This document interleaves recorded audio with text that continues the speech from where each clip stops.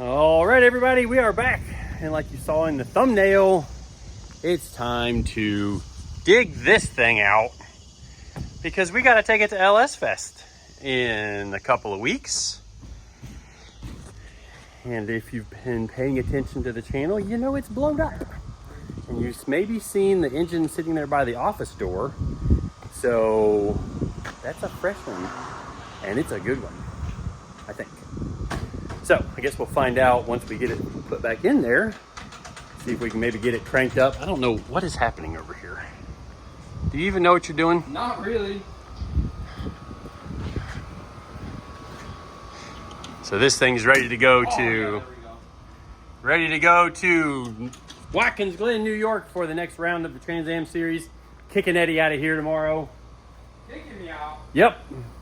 Kicking him out so he can go help Lee. But for today, we're gonna work him because we got to get that running by the time we leave tonight. Yep, I'm down. It should just bolt in.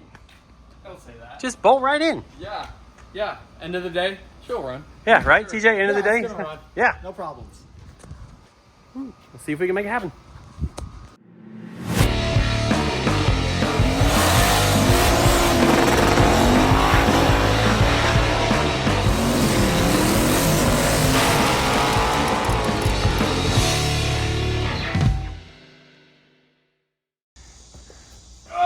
Take your time.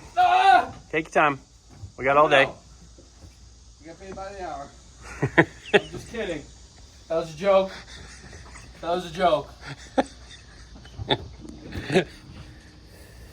Yeah, well, you know, it is what it is. We got power. We got power steering. Oh, do the back battery. It's on. It on. Oh, I hear it spooling up. It's spooling. It takes a while. Oh yeah. It's old This like is Kevin. sick. Yeah. Thanks, CJ. Thanks. I hear the power steering working. All right, come off the brakes. I'm off. Oh gosh. Make sure you put it in neutral. Oh, it's in reverse. Oh no! Oh, careful on the nose. Oh, jeez. Why'd you stop it? God. Now You need to work out. Now we're going uphill. I All right, I guess I'm gonna have to actually put the phone down. All right, well, here is the new Bullet. And if you saw in the back of some of the more recent videos here lately, it's been sitting by the office door, and it had all of the header and everything assembled onto it. But CJ got to business and started pulling this thing apart. But we've got some new stuff to show you that's gonna go on this engine. Not that. Not me? That's going on the engine. You're not going on the engine. I can't go on the engine? No, you can't go on the engine. So the first thing we've got that's new for this setup, let's just start top down of what all's new and hot about this engine. BTR shaft rocker kit complete with their new rocker arm assemblies. We've got a custom cam from BTR for this thing. Called them up, told them this thing will likely see the high side of 9,000 RPM. So yeah, that'll be in the dyno video that's coming later. We used Soccer Mom's old trick flow heads that actually years ago we got from BTR. It's their as cast version, and they've been decked a few times because we heard a few head gaskets along the way with Soccer Mom. Try not to blow this one up, bud. Well, we're gonna try.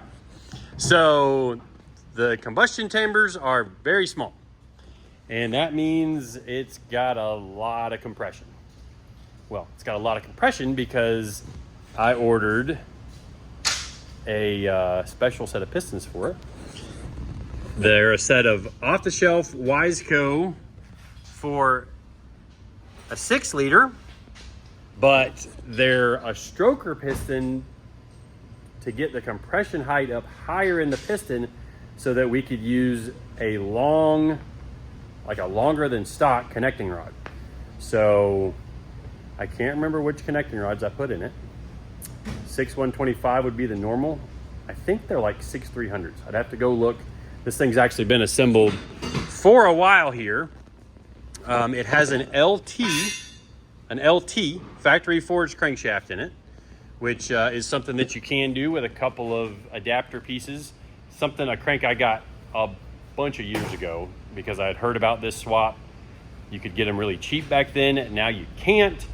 Our first engine from Texas Speed had a LT crank in it and spun it 9,200, and the crankshaft lived perfectly fine. But we did the LT crank in this one. Thought that was kind of a cool trick. An ATI damper that I had rebuilt for constant high RPM use. I used the damper from the original stock bottom end 5.3 that was in this thing. Sent it in for a freshen, and when they freshen one, they can kind of analyze the O-rings that go between the inner hub and the outer hub, and they make different elastomer O-rings for different intended RPM use. Is that a word? What? Elastomer? Yes, it's a word. Oh. Go get your I dictionary. don't know words, I just weld. Go get your dictionary and we'll figure it out.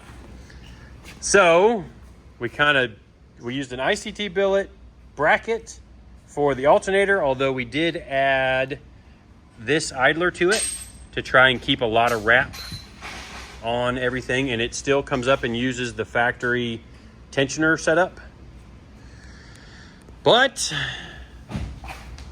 this thing is the old intake that was on it, and we did find some cracks and some holes.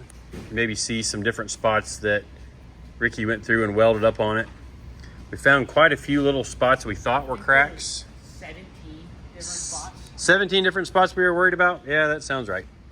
But while we were working on that, I reached out to BTR and got one of these. And we've got some spiffy new valve covers to put on it. But we're having to modify because, we modified that to make it easy to put oil in, and now we're changing valve covers. That's all brand new too, right? Yeah. Like that hasn't even been run? Yeah, I did that for Never touched oil. Yeah. Oh, well. Wait, you know what I just remembered? What? Remember when you first blew this thing up, or the second time you blew this thing up? Thanks. You were worried about running this for the second time because of the valves or whatever, and I was like, no, you should run it. If you do and it blows up, I'll put the motor back in for free. Oh, you did say that. I did say that. So I guess It didn't make the second time, though. I guess It only made like 30 seconds of one run. yeah, but you didn't want to run it that time. No, I wasn't sure because it had a bent valve in it, and then we didn't catch. I was like, no, you're fine. And so it's all Eddie's fault. I guess I gotta clock out now. What am I doing right now? Yeah, it's Eddie's job. I forgot about that. Get to work. I guess so. So, ooh, fancy valve covers. Part of me wants to weld that to it. I know it would be. No. I don't want it to like come loose. I actually will weld it to the bung, and then we'll put a little Loctite on it, so that'll keep it in there. Yeah, so we'll use this hole for the oil filter or the oil filler on the passenger side. And later on, we're going to tell you about what's in this box because it's something really cool electrical wise. It's from Bang Shift Billy, which is a manual transmission electronics company. I'll tell you about some of their stuff later, but no, we're not putting a manual transmission in here, but they make something else we can use.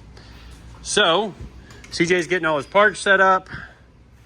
I forgot to tell you, so this thing works out to be a little over 13-to-1 compression with the piston that I used that had a small dome on it, the LT stroke, which is 3.622, the bore is 4.030, and then the chambers measured about 55 cc, and then it's got a 8 cc dome, I think it is.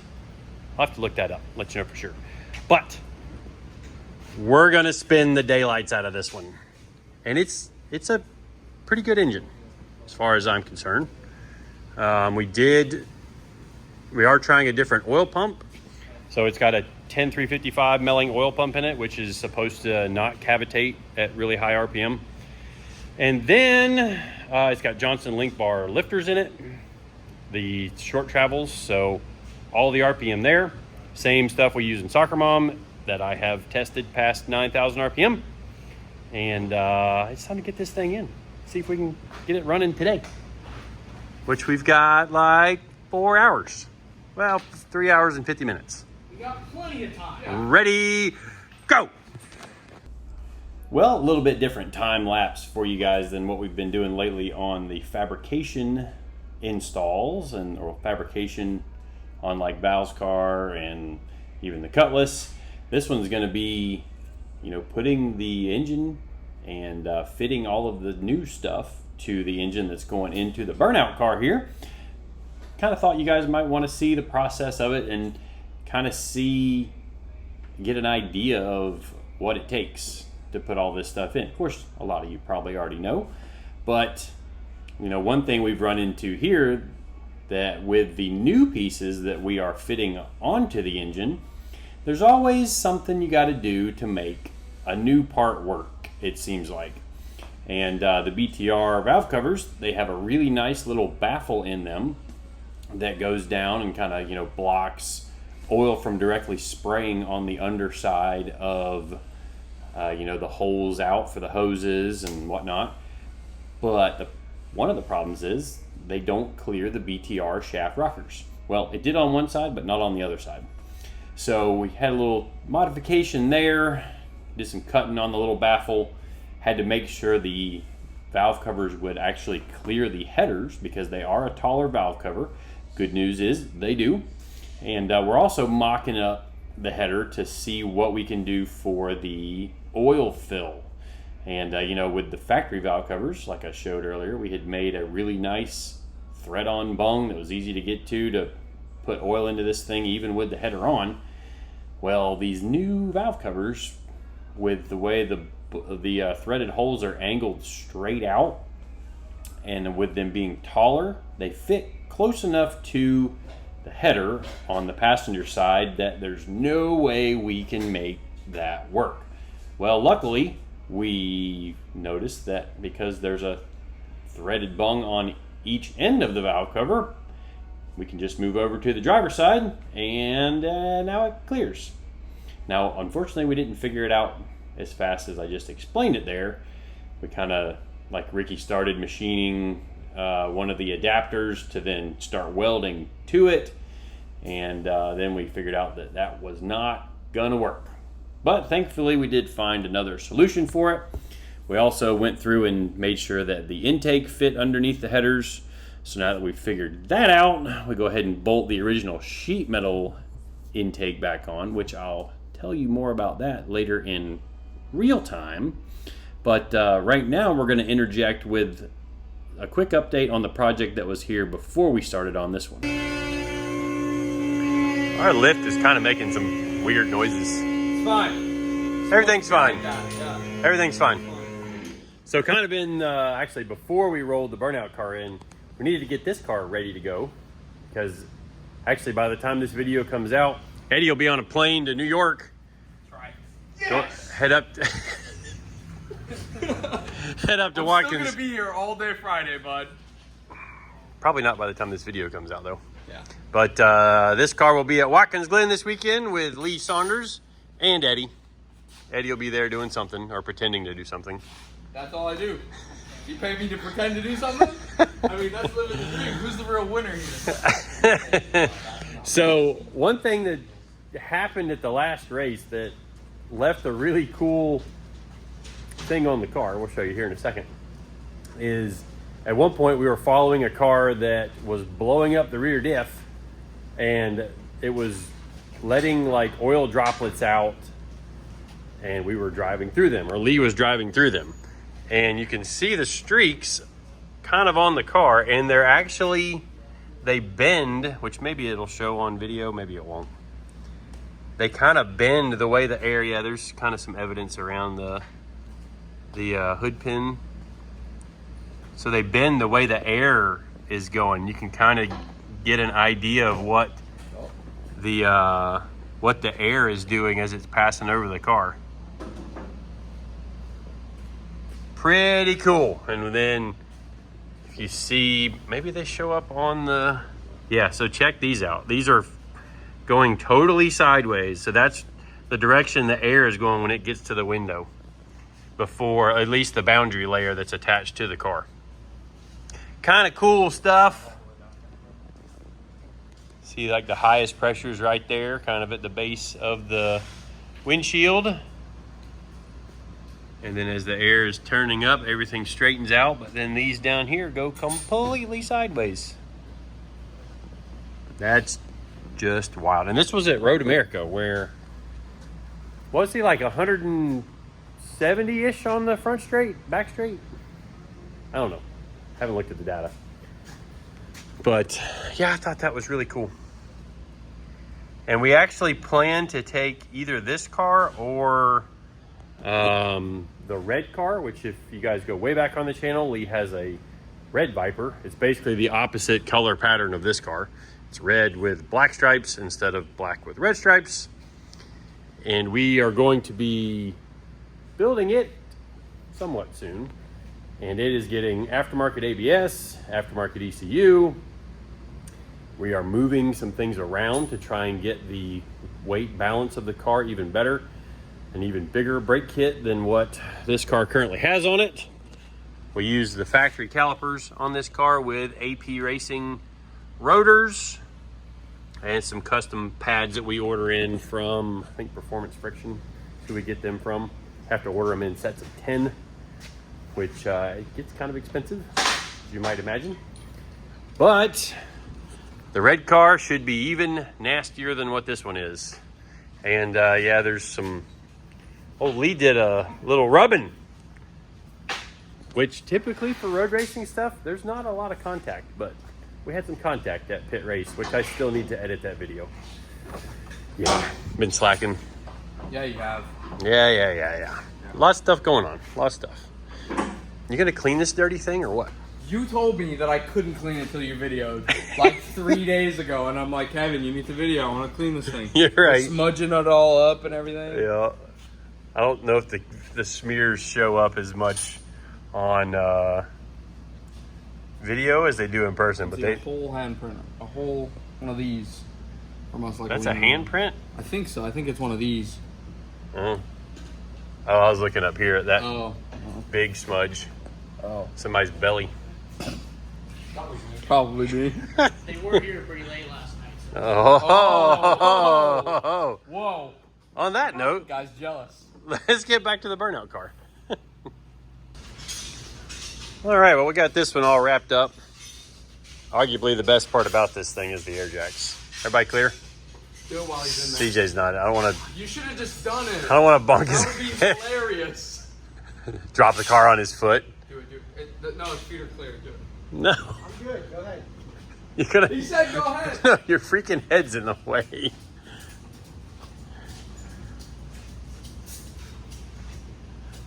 Y'all zip tie the. Okay, yeah, I see the fillers zip tied up. We ready? Yes. Yep. Clear? Best part about this car. If you have a race car without air jacks, you're poor. Is it really a race car? Yeah. The red car doesn't have air jacks though. Yeah, that's why we don't. It's probably not gonna get air jacks because it's gonna be the ultra lightweight car. What do you mean? No, it's definitely getting it. It's definitely. Yes. No, that's extra weight. I want to make that thing like super crazy fast and super crazy. Have the option to get super crazy light. Air jacks. All right, let's get this car out and get the car in that we started the video with. Yeah, that's how it works sometimes.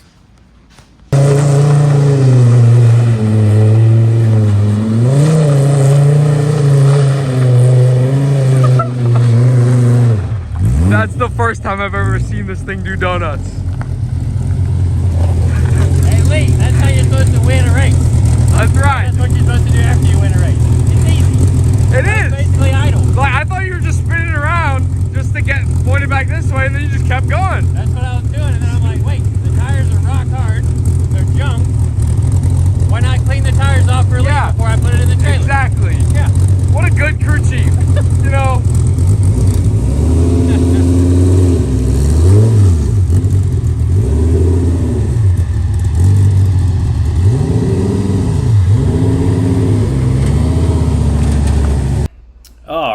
done with all the Viper shenanigans, and I wanted to put that in a video, and I had kind of filmed it with the intention of, you know, I knew the video was coming for the Burnout car.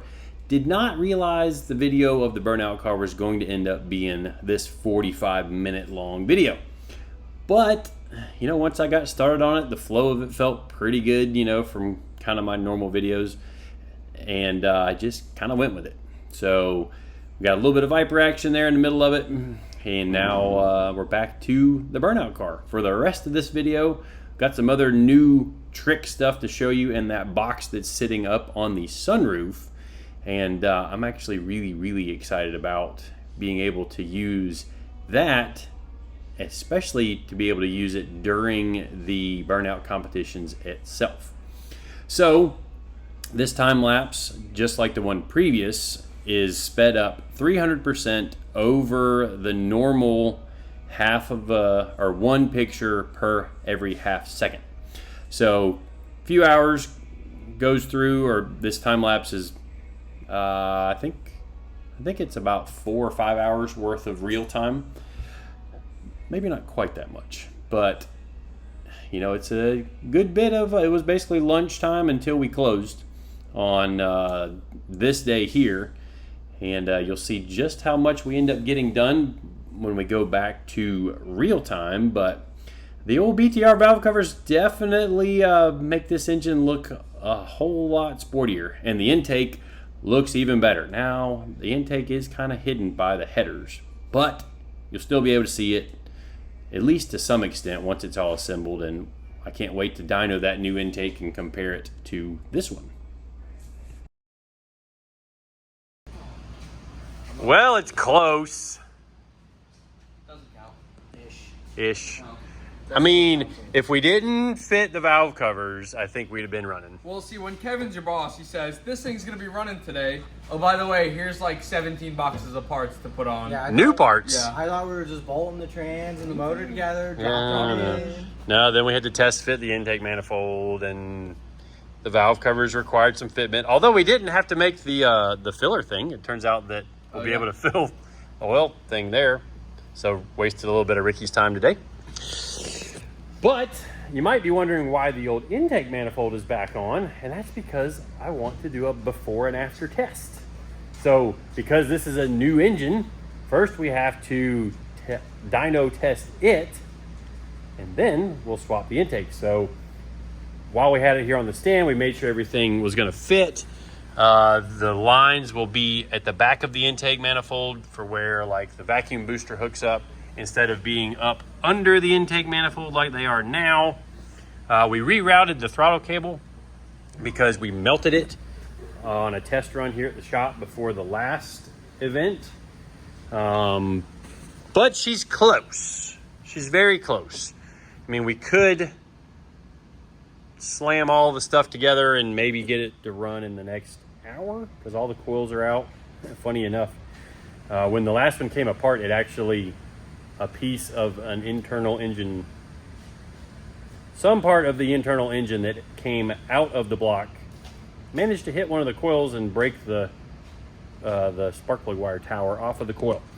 So bet you ain't never seen that before. Internals went external. Yep. Not supposed to happen. Rapid unscheduled disassembly. Ah, okay. That's not going to happen to this one. No. Yeah, no. Freaking better not, because this one won't get run. If it's at all questionable, we're going to be responsible with this engine as far as like, oh, it's still getting sent like 8,500 plus probably every run. But if there's a problem, we're not going to send it into the burnout pad knowing that it's on 7 cylinders or making a weird noise or the oil pressure's low or anything like that. So I guess first thing tomorrow, we'll get this thing running and I'll finish this video then. Yeah, and then it'll be time for the weekend. Think we before lunch? Hopefully, I'm leaving at 11:30 tomorrow. So Yeah. Oh, I forgot about that. He's leaving early, so he's definitely going to get it done tomorrow. Sure, before lunch. Okay, well, we'll be back tomorrow. Rain after you. Yeah. Just called me yapping mid-yap. Who cares about the rain? Ricky, apparently. Getting his truck washed. That fresh paint. CJ done come in early this morning and got some work done. I did some. Eddie was napping. Bro, I worked on the tune last night. that doesn't count. It does too. You put the red limiter at 10,000. Change the engine size to 369. Okay, so you entered 3 numbers. I did other work too. Thank you very much. I had to rescale the fuel maps and the timing maps. Come check it out. Come check it out. It keeps going and going and going and going. Oh, it won't focus. There it is. There it's focused. Just give it to 10,000. Yes! Sick. And yeah, this is some of the trickery to make it blow fire on the decel. That's why that tune looks That's weird. so stupid. So that dumps a ton of fuel in it. Like normally these colors would blend out and the numbers like, so that's why my VE table looks really funny. Spark table too. Got some weirdness going on in there. It's all for the fire, which I know it freaks out some of the safety people because they think something really bad is happening and it's kind of on purpose. Oh, they freaked out at us. Yeah, they did. Oh, they're going to freak out this year too because we're going to make it go even bigger. All right. At least we're going to try to make it go even bigger. I do need to raise the rev limiter though. You're right. However, 10,000. there's going to be some other trickery with that box, and I think you should do my thing. I'm going to do the rev limiter on a button. So if I have 2 buttons, I could have one button could raise the rev limiter, and then the other button could be the nitrous. Start it. I think you should have the starter button on it. Yeah. Start button on starter the. button on the steering wheel would be so We sick. need nitrous Okay. on the steering wheel. We'll put the nitrous on the All right. Just a minute, we'll tell you why that's different than usual. So, yeah. All right, Eddie, you happy? 10,200 on the rev limiter. Yes. That's sick. All right, so obviously we're not going to try and do that all the time. So, what I'm planning to do here to keep this thing alive and together, I'm going to take the RPM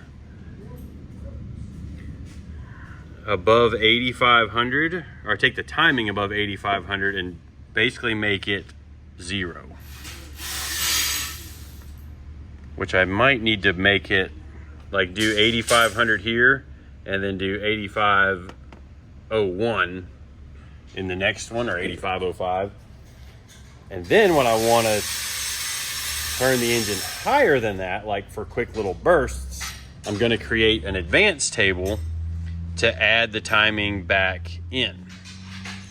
Now I was going to do it with a rev limiter and raise the rev limiter up, but being on the rev limiter is actually never a good thing, as you guys saw from blowing this thing up. Like, just parking it on the rev limiter is not good. You're So, still gonna do that, right? well, I don't plan to park it on the rev limiter. I'm gonna make it lose enough power with timing so that it won't continue to RPM. That's the idea. I had kind of used that before, and then I had turned it off, and then in those 2 runs that I turned it off, I blew it up. So we're going to put that back in.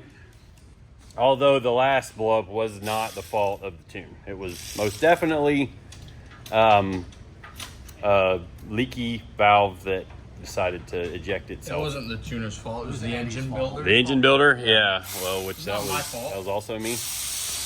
But I did pull an all-nighter to get that engine in. And then all by myself. It was all by myself, yep. My bad. I came in the next morning. You were in the engine room, and I was like, "How late did you stay?" And he's like, "Been here all night. Yep. Haven't left." Yep. Dang. Yeah, that was a rough few days. Cause I broke the crank bolt off. That's what I did. Yeah. Yep. That was also my fault. Yeah, sometimes working in a rush, you make mistakes. Yep. Just remember that next time I mess something up. Because I will. That means he already did it. I just haven't told you about it yet. That's what I'm wondering. All right, so anyways, we're gonna do a timing offset when a button is pressed. And I'm gonna make the button on the steering wheel. Now, what's in this box here, which I need to get a knife. So what is in the box there from the Bang Shift Billy? Where's the knife? We got a knife around here somewhere? Oh, hold on just a second. You got one? All right, knife acquired. So what is in this box? And I've had it a little while. Some people even saw it on my desk, wondering what I was doing with parts for a manual transmission car for my automatic burnout car. The suspense. So what we have here, and we have to do some wiring. Oh, he included buttons. So sweet, we can put as many buttons on there as we want. I got 4 buttons. Sick. Billy button. All made in the USA. And what we've got here is a wireless button for the steering wheel. So what this means I'm going to be able to do is I can be making a run, and when I take the steering wheel off and hold it up in the air, not only will I be able to activate the nitrous without the cord hanging out of the window, I can fling the steering wheel to somebody on the sidelines, one of my guys, maybe Cletus, one of the other people, and they will have control of the nitrous and of the higher rev limiter. So that's something that's kind of cool. Don't give it to Eddie. Don't give it to me. You'll just hold both buttons down nonstop. Oh yeah. Oh yeah. Now I'm still gonna You need to have like an override or something. Oh yeah, there's gonna be overrides where I still can't spray it. Well, I think it would be cool, like whoever's in the stands could be like, brum, brum, like that, like it literally raises the rev limiter or the RPM like with the button. Because if I'm pinned, like when they hit the button, the rev limiter is gonna raise, or the RPM is gonna raise up. I think that would be kind of cool. That would be sick. So we've got some wiring to do. This thing's got all kinds of, like the wiring is definitely quite large because it's designed to handle, I forget what he told me on the amperage. That's a sticker. Oh, we got to put that on the door. The door's getting a little full over there. If you guys have some stickers you want to send us to put on the door, send us some stickers. We'll put them on the door. I guess I may have to call him and ask him about some of the wiring and whatnot. But this straps to the steering wheel. Looks like it's in a 3D printed housing, and we'll either bolt it or like zip tie. Oh yeah, there's some zip tie slots right there.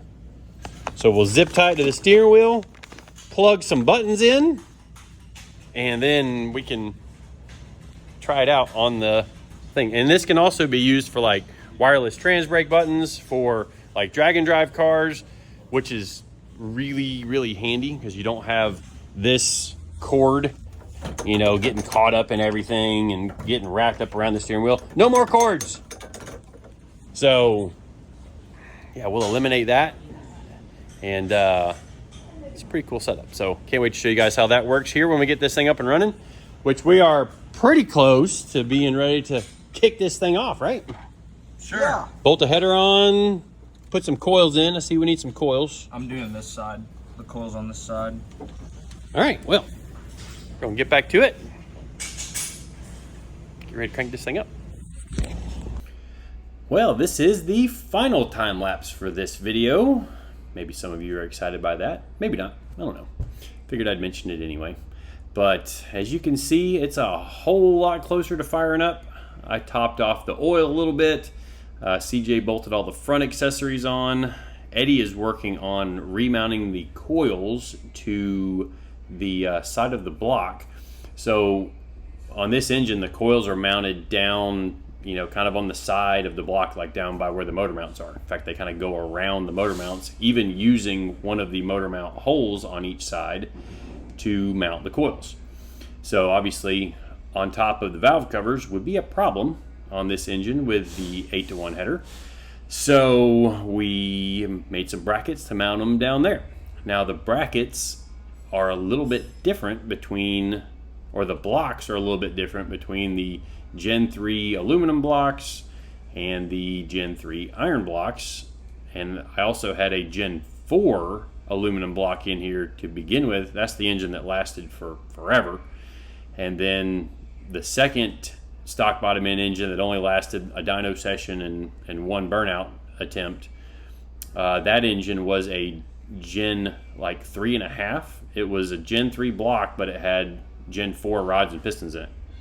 But anyway, we're pretty much assembled here, and it's time to get this hot rod and new engine fired up. Yeah, there's a few things that are changing in this tune. Send to ECU. Click. Gonna have to restart it because I added the advanced tables. Yep.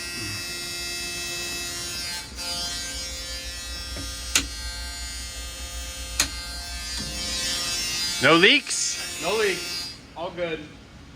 All right, so I did not turn on any of the... Yeah, that doesn't change anything. That one's not turned on. Let's do a data log. Got a little bit of fuel pressure left. Let's see, I want to put, we got oil pressure there. Air temp's plugged in. We got air temp. We got oil pressure is plugged in. Fuel pressure plugged in. Do we want to kick it over and make sure it builds oil pressure first? Yeah, Like- that's probably the right thing to do. So let's undo the coils and the injectors.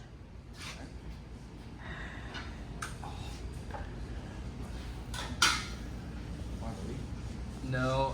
Just gonna unplug kick it the over. Injectors. Spin her over. The coils and the injectors. Yeah. Did you unplug this side yet? Nope. I wonder if I have another. Would it be easier to just go to the adapter harness and unplug it in? I mean, we could just unplug the. We could just unplug the injectors. I was gonna say because Although you know what, it probably shot fuel prime in it, so it might kick off for a split second. It might have shot the fuel prime into it. well, I got my injectors on, or my coils on. Injectors are kind of at the back of the intake there, Well, they're not unplugged yet, but I got plugged. and you got the coils unplugged. Looks like. Yep. Got her all hooked up. Well, not even more. I'm gonna reach in and hit the starter button so I can watch the oil pressures. See if she makes some oil pressures. Already? Yep.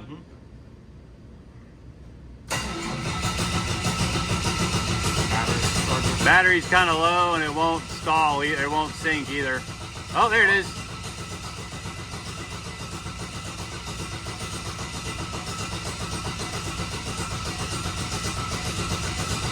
Oh, there's a little, there it is.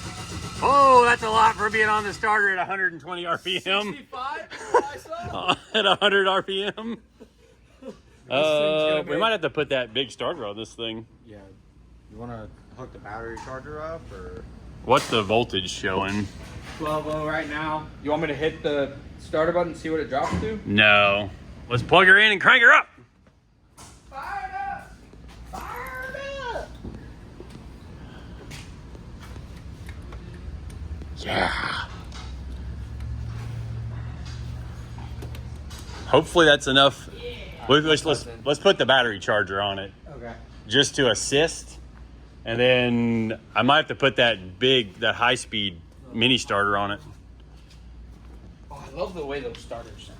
Not that one though. That one, we need the roll around charger. Oh, the big dog? Yeah, that one takes its time, like There it is. rejuvenating the batteries and stuff. We don't need none of that. We just want to smash it with some volts. If it melts down, it melts. It's fine. We've never done that before. That was fix this door? Nope. I need a new handle. Because you have 17 Lexuses outside. Well, the one that we took the parts off of, though, that's upstairs, I think the door handles were maybe gutted. Yeah, they were. But I wonder if I have a pair of these somewhere. You probably do. David's shop. There's like 2 cars there. Yeah, one of them's still mine, too. Yeah, I was going to say. I got to go get it. Along with the Z. Yep. That I've still never seen. It does exist. Everybody in the comments, let us know if you want to see a Chop Top Z going around road course track. Yes. We need to make that happen. You ready? Nope. You ready? Yep. You ready? Yep. You ready? Yep. Look at that one-handed cord assembly. Don't let your fingers touch the... Yep, one-handed. Had to use 2 hands. Talk too soon, bud. I got it aligned. It's really not that low. I guess these are AGM, right? I don't know. Yeah, Optima should be AGM. You want to charge it or you want to just not? I was getting there. Okay. I was getting there. I think I'm going to go to that side of the car because this side's going to be really loud. May or may not be some fire. May or may not be some what? Fire. I hope not. We ready? Yep. All right, so we know it makes oil pressure. We plugged all that stuff in. I just want to move it. Okay. God. Oh, let me data log. Oh, I am data logging. Well, we'll dump that one because we didn't do anything. Okay. Fire in the hole, maybe.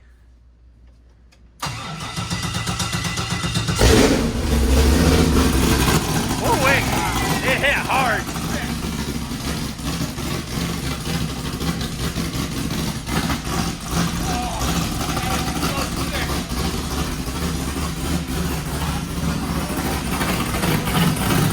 It's all right. It's all right. You can check it, but... Oh, it sounds nasty.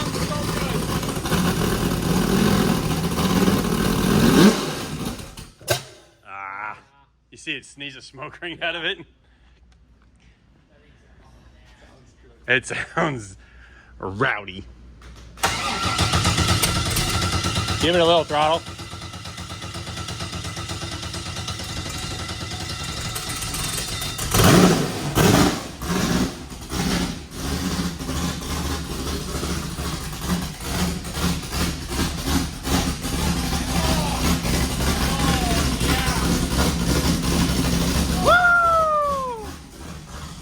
It's alive!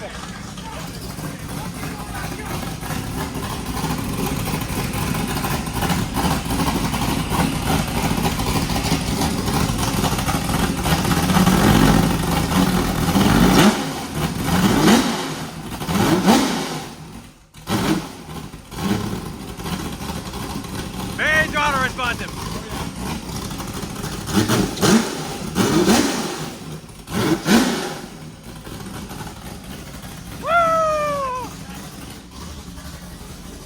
Yay, that's awesome. Rev it up a little bit.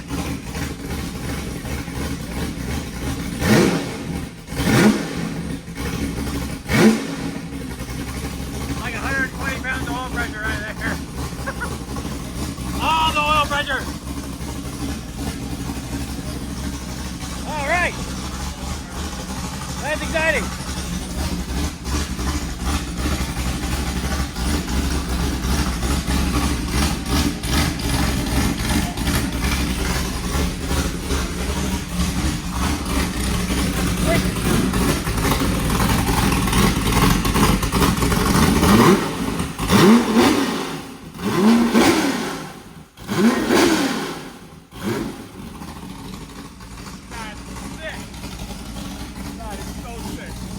Woo, that's exciting.